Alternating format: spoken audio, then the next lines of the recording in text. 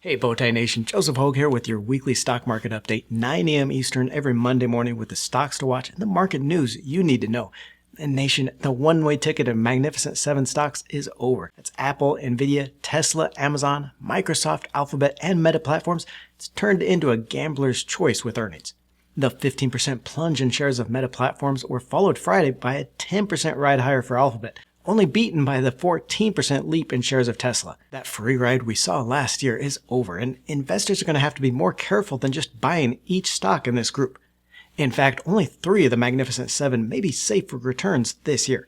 I'm going to detail which ones I'm buying, along with which stocks to watch this week, including Apple and Amazon earnings. Stick around after that. I'll show you the other stocks I'm watching this week and the news that could guide the market. But first, I also want to highlight a special offer from one of the research tools I use, Seeking Alpha Premium. I've used Premium Access for more than 7 years here to get analysis and ideas, and more importantly, to make sure I'm getting the bull and bear case for a stock. You'll find pre-built stock screeners for top-rated stocks, dividend yields, and growth stocks, and you'll be able to sit in on the company's earnings reports to get that inside information. Look for the link I'll leave in the description below. You'll be able to try Premium Access risk-free for 7 days. If you like it, that link is also going to give you a promo code for $50 off the regular price, so make sure you check that out. Back to our main topic though, because that Magnificent 7 stocks, again that's Apple, Microsoft, Amazon, Tesla, Nvidia, Meta platforms, and Alphabet, were the runaway winners last year with a 77% return. Now compare that against just the 12% return on average for the other 493 companies in the S&P 500 index. And then for the first 3 months of this year, it looked like those returns would keep on going, with the 7 stocks up an average 21%, even with Tesla's 29% plunge. But then investors started to get worried that profits for these tech heavyweights couldn't continue growing at last year's pace. The group was already expensive. Here we see the PE ratios formed by the end of last year, trading at 33 times on a price to earnings basis. That is 57% more expensive than the broader market, that S&P 500 index. And that's before the additional 21% bump in stock prices this year.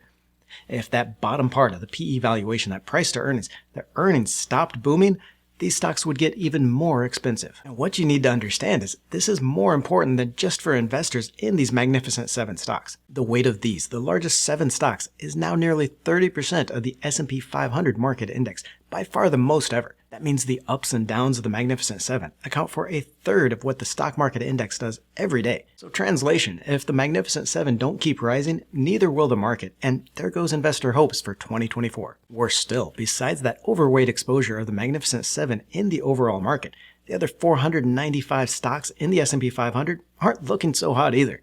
Breaking out their earnings growth estimates for first quarter profits on the 5 of the Magnificent 7 stocks, that's Amazon, Alphabet, Meta, Microsoft, and Nvidia, are expected higher by 64% from the same quarter last year.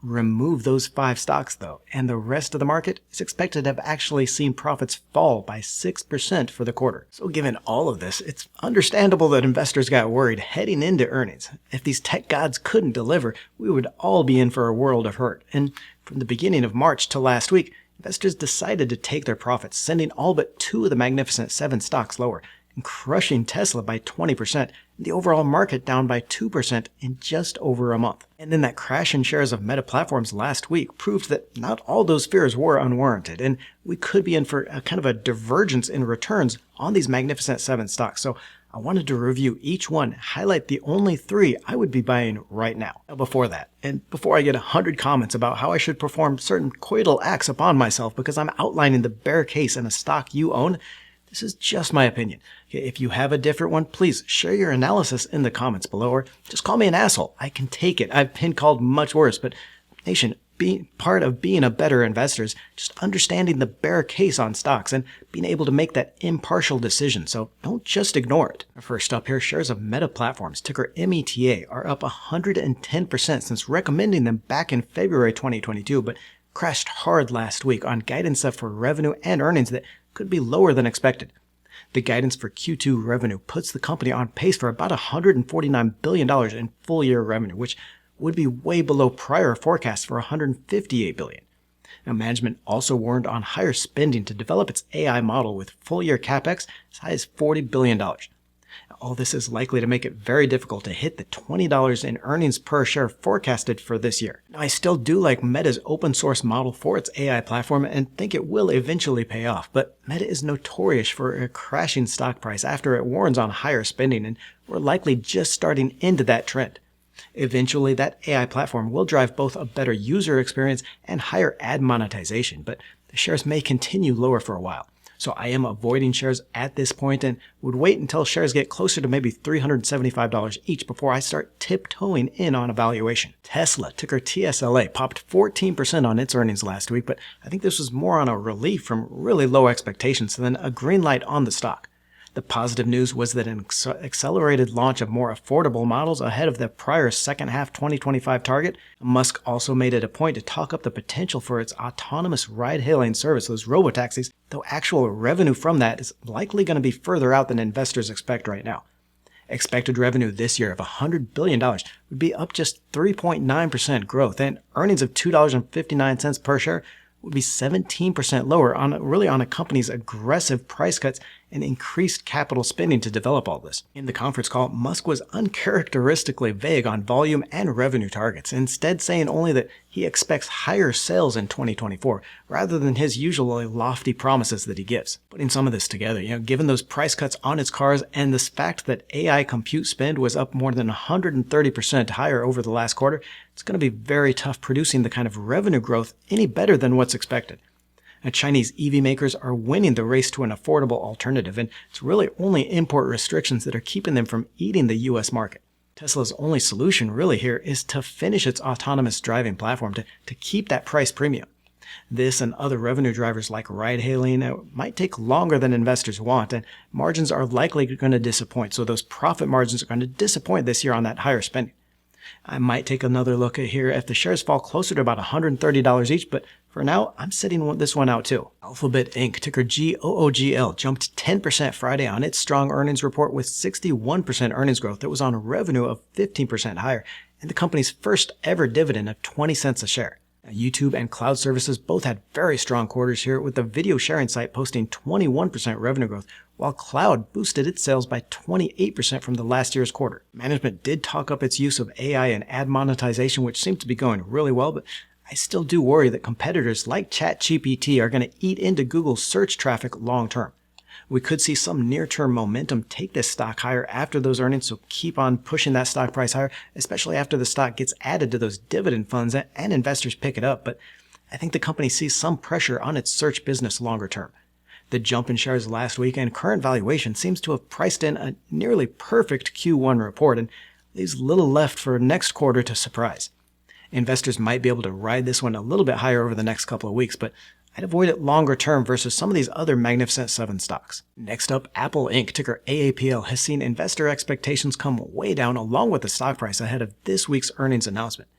Expectations are for profits to actually be 1.3% lower to $1.50 per share from last year, while revenue is expected 5% lower to $90 billion.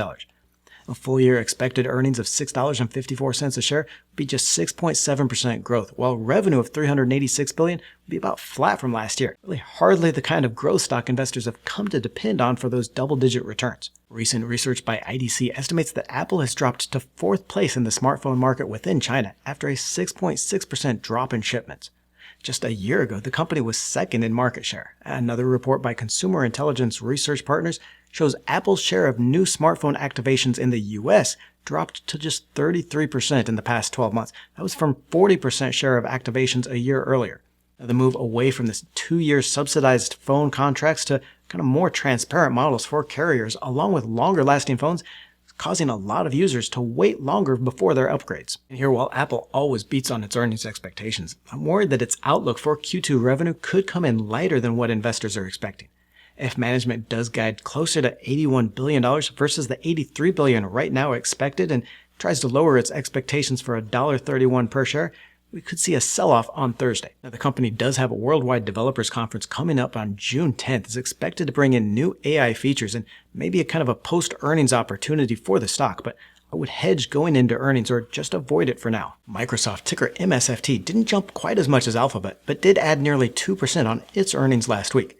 The company's Azure cloud services boomed with 31% revenue growth, and its Copilot AI features continue to see strong adoption within business customers. Commercial bookings were also up 31% to help the company beat on its revenue forecast by $1 billion. So those results were really good, but like Meta, management highlighted higher capital spending needs and expects its operating profitability to be down nearly 1% from last year. Microsoft has so far been able to manage its expenses pretty well to this point, but it appears spending is going to weigh on profits for the rest of the year. Now, against this, though, the company is leading the AI race. It doesn't appear that IT budgets have increased much yet, but when they do, Microsoft is going to stand to get a big share on that upside. Higher capital spending could limit returns for the next couple of quarters, but it's going to ultimately pay off, and investors should consider picking up the stock on any dips. Nvidia, ticker NVDA, is still a month from its earnings report, with expectations for a giant 465% earnings growth on 275% growth in revenue to $24.5 billion. Now, full-year EPS is expected up 91%, $24.76 a share, followed by 25% growth next year to $31 per share. At that earnings per share, the stock doesn't seem quite so expensive at about 35 times on a forward PE basis. Now, I like this for two catalysts here that could drive revenue growth over the next couple of years. First, initial reports and estimates are that the company will start with its Blackwell GPU architecture around $30,000, compared to its H100 cards it was selling for about $25,000. But the Blackwell will also have more than twice as many transistors and much more processing power, making it a very good deal. That should drive strong adoption for the new model and further win its market share. Another catalyst I'm watching here is the transition from a component focus, like where it was selling its Hopper H100 as a card, to focusing on selling the entire rack with its GB200. It's a much higher value-added strategy and should continue to boost the company's revenue. Now with Nvidia, while other chip makers like AMD and Intel are trying to carve out a chunk of that AI market, Nvidia remains the must-have for those high-performance semiconductors. With corporate balance sheets at big tech companies flush with cash, companies are going to continue to pay up for that kind of performance that they can only get from Nvidia, rather than maybe saving money on an also-ran chip from its competitors. Analysts are forecasting sales of $156 billion and EPS of $35 a share for 2027. And that would be a slowdown from the meteoric growth over the last year, but still strong 39% earnings and 36% annualized sales growth over that 3-year period. It sets the stock up to continue much higher, or to my target of $1,300 over the next few years, and makes Nvidia a must-have for investors as well. Amazon, ticker AMZN, was up 3.5% Friday after Microsoft's earnings on hopes that AWS would also show similar growth in its revenue. Investors are expecting earnings to have jumped 167% to 83 cents a share on 25% revenue growth to $142 billion when the company reports its Q1 earnings this week as well. Earnings growth is being driven here by a new cost-to-serve model and an efficiency program that is a break from the company's history of really all-out growth at all costs. Full-year earnings are expected up 42% here from last year, and given the company has beaten expectations by an average 55% in the last 4 quarters, it's likely it's going to beat this year as well. Here, profits on the company's retail segments are being driven by its giant logistics network, and that cost-to-serve model is just getting started. Analysts estimate Amazon can boost its operating profitability, that margin there, from 6.4% now to as high as 9.5% over the next year. Amazon Web Services, the leading cloud provider, is also a strong driver and should continue to boost revenue. The only really big question here for Amazon here is, when does it join the other big tech companies in issuing that dividend? The company has always been kind of a big spender for growth, foregoing earnings profitability to grow that top-line revenue, but with over $32 billion in free cash flow a year, a dividend isn't a matter of if, but when. Now, I'm not expecting it this quarter, but when it happens, we're going to see a big pop in the shares, just like Alphabet delivered last week. Now, I'm long shares of Amazon as one of the 3 best stocks within this Magnificent 7 group. On to the stocks I'm watching this week. Here, Penn Entertainment, ticker PENN, is scheduled to report its earnings on Thursday, with analysts expecting a steep drop in earnings to a loss of 59 cents a share against EPS of $3.05 in the same quarter last year, and sales growth of just 2% to $1.63 billion during Q1. Despite the recent slump, though, I highlighted Penn as one of the 7 best tech stocks to buy on its deal to run ESPN Bet late last year. The tie-up has already boosted subscribers beyond expectations, and there's a good chance we get more good news on the earnings report outlook this week. WW International, ticker WW, also going to be reporting Thursday, with the shares now down 87% from its 52-week high on investor fears that weight loss drugs is going to kill the dieting industry. I think the drop is overextended though, and made WW one of my top 10 stocks too cheap to ignore in a recent video last week. Besides the fact that not everyone wants to lose weight at the expense of being hooked on a needle injection every week for their life, as required by these GLP-1 drugs, but Weight Watchers is also seeing faster than expected subscriptions to its own prescription clinic. Any good news on progress to that clinic growth could be met by a pop in the shares. Showing you the bigger picture here with the Sector Spider Sector Tracker here. Great free resource on the internet. All 11 stock sectors did close higher last week, with leadership in those risk-on sectors like tech and consumer discretionary. Now, the underperformance here we see in the stocks of the communication services sector is really only on the 8% loss from Meta Platforms, which is 21% of that sector. Ex-Meta and the sector actually would have been up 2.5% for the week. Real estate stocks here did actually surprisingly well considering the move higher in interest rates and the idea that interest rates will be higher for longer. Stocks in the consumer discretionary sector are now down 1.6% for the year, the only sector down other than real estate. It could be a buying opportunity though if the economy does avoid a recession as it's expected to do. While credit card balances have risen, household finances remain healthy and the labor market continues to add jobs. As for the news, the U.S. economy did grow much slower than expected in the first quarter, with the first estimate for GDP reported last week at just 1.6% year over year versus forecast for 2.4% growth. Along with the PCE inflation report that showed inflation slightly higher than expected, really brought back a lot of talk about stagflation and further hit estimates for rate cuts this year. And normally, that would have been enough to crush stock prices. The Fed meets this Wednesday with the CME FedWatch rate tool predicting near certainty that the central bank keeps rates high. In fact, the market-based tool is now putting 20% possibility that the Fed doesn't cut at all this year. That was just a month ago. Those odds were just 0.7%, and it would have been unthinkable less than a few months ago. And yet, if we look at the market, stocks have managed to hold on to nearly 6% gains so far this year because corporate profits don't seem to give a damn about the economy or interest rates.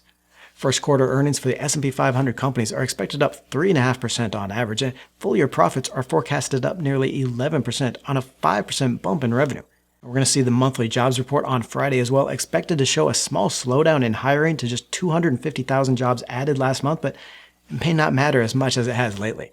As long as those companies continue to report healthy profit growth, the market is going to follow. Get that special offer and save $50 off Seeking Alpha Premium and try it free for 7 days. Check out some of these screeners and analysis on the platform, or click on the video to the right to see how to invest $1,000 for dividend cash flow every single week. Don't forget to join the Let's Talk Money community by tapping that subscribe button and clicking the bell notification.